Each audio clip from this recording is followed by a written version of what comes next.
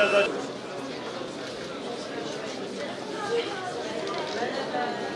Ben bu işaret dilini doğuştan öğrendim.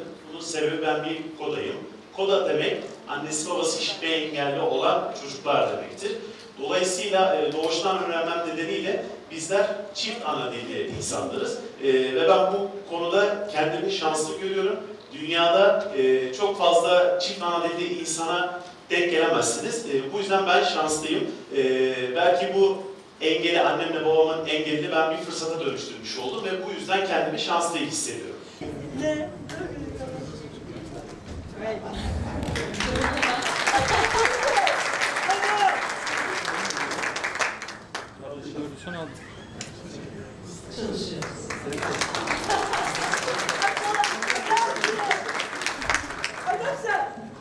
Ulaştırma Bakanlığımıza, Sayın Bakanımıza, bütün ekibine bu güzel çalışmalarından dolayı çok teşekkür ediyorum. Kuvvetli bir alkış istiyorum.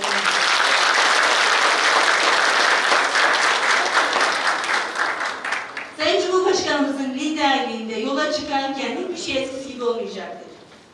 Önce insan dedi. İnsanı yaşat ki devlet yaşasın dedi. İnsanı yücelt ki devlet yücelsin dedi. Hangi insanı yaşatacağız? Engelli, engelsiz, yaşlı, genç, kadın, herkes. Yani eşya-i mahlukat olarak doğan herkesin yaşam kalitesini yükselteceğiz diye yola çıktık. Bugün hamdolsun 17 yıl sonra bunları konuşulabilir hale getirmiş olmadan dolayı öncelikle Sayın Cumhurbaşkanıma kuvvetli bir alkış istiyorum. Eğer bu liderliği olmasaydı bizim bugünlere gelmemize bunları konuşabilir olmamız mümkün değil. 2002 yılında parlamentoya ilk girdiğimiz zaman Türkiye Cumhuriyeti'nin bir hukuk devleti, Türkiye Cumhuriyeti demokratik, layık, sosyal bir hukuk devleti. Engelli yasası olmadığını gördük. Hukuk devletinde engelli nedir? Engelli tanımı nedir? Engel yalnızca elde, ayakta, gözde, kulakta mıdır? Engel esas yaşanmayan gözde nasırlaşmış kalptedir dedik. Engelli tanımını değiştirdik. Bu çok önemli bir şey. Yola çıktığımız zaman 2005 yılında Türkiye Cumhuriyeti'nin ilk engelli yasasını çıkardığımızda engelliden milletvekili olabileceğini, Lokman Ayva kardeşimiz, Boğaziçi mezunu, o kadar akıllı bir insan ki parlamentoya geldi, bize öğretmenlik yaptı. Benim için o kadar öğreticidir ki ilk mektebim, ilk hocamdır. Bir engelliye ihtiyacı olan şeyler nelerdir? Hukuk devletinde bu yasanın işte neler olması gerekir? Biz önce Lokman Ayva kardeşimizden öğrendik. Şeyda Melis Türk kahramana Sayın Bakanımız büyük bir takdir ediyor. Ve evet, bu güzel çiçekler de yine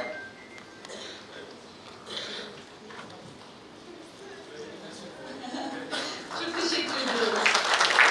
Değerli Gaziantep'liler, değerli dostlar, sevgili basın mensupları, hepinizi sevgi, saygı ve muhabbetle selamlıyorum. Özellikle not almıştım. Sayın Federasyon Başkanımız Yusuf Bey teşekkürle başladı. Eleştiri yok dedi.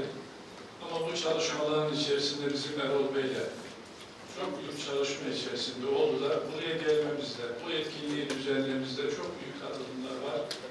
Bu anlamda kendilerine özellikle şahsım ve bakanlığım adına teşekkür ediyorum.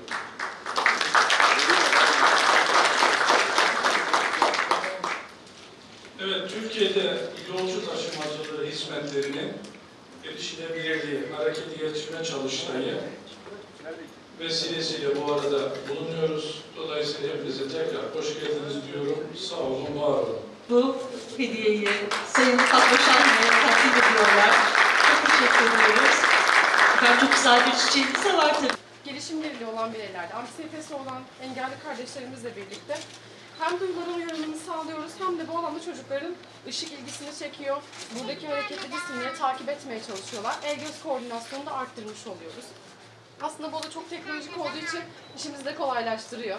Çocuklar çünkü daha güzel regüle oluyorlar ve bu alanda daha güzel çalışmalar yapıyorlar bizimle birlikte. Bedensel olsun. Yani ajitasyonları oluyor, çınlamalar oluyor. Özellikle bu odaya alıyoruz ki kendileri At bakalım. Ama büyükleri almıyorlar buraya, biliyor musun? Evet. Niye almıyorlar? Bizi de alsalar.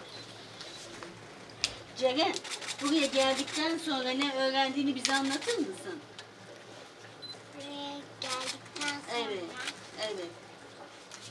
Evet. Ne kadar oldu hocam Ceren?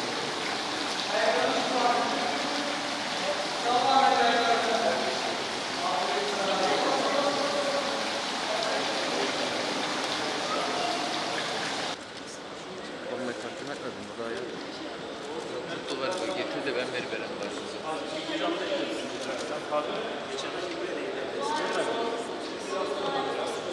Burayla ilgili ne söyleyebilirsiniz? Çok güzel. Değil mi? her şey harika. Bizim aktif yaşam merkezinin elemanları. Harika.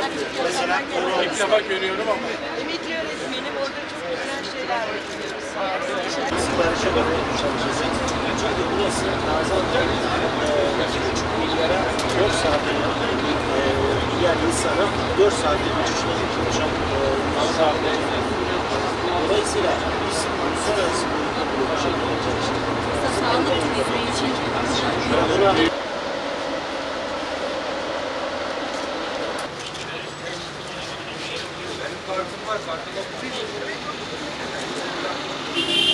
Yardımınızda Geçişten gitmemiz. bir saat içerisinde otobüse binerseniz bu bisikletten ekstra para almıyoruz.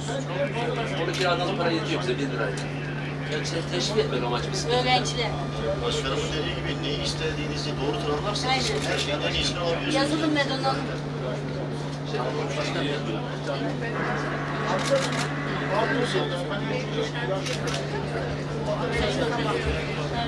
Akıllı ulaşımda şu an muhteşem bir noktaya geldi. Engelsiz kentte çok iyi noktaya geldi. Şimdi mesela şu ses sayımının görme engelliler için ses geliyor. Bir sonraki durakta nereye gideceğini sesli bekliyorlar. Aynı zamanda şunu yapıyor sistem. Mesela bu durağa geldiği engelli vatandaşımız konuşmayı bilmiyor. Orada uygulamaya bastığında otobüs şoförünün ekran düşüyor. Diyor ki otobüs şoförü biliyor. O durakta bir engelli vatandaşımız şoför biliyor. Şoför biliyor. Tabii geliyor ve şoför ona basmadan önünden düşmüyor. Hani görmeme şansı yok şoför. Sonra şoför oyuna geldiğinde o eğer işitme engellisi görmeye de sorun yok zaten. Görmeye engellisi diyor ki dışarıya ses veriyor. Şu an B11 geldi diyor. Çünkü önden geçeni bilemez mi öbür türlü? Görmeye engelli vatandaş. Şoförle engelli vatandaş arasında irtibatı sağlıyor. Yürüyelim bence de yakın olsun. Yakın hemen yürüyor. Ay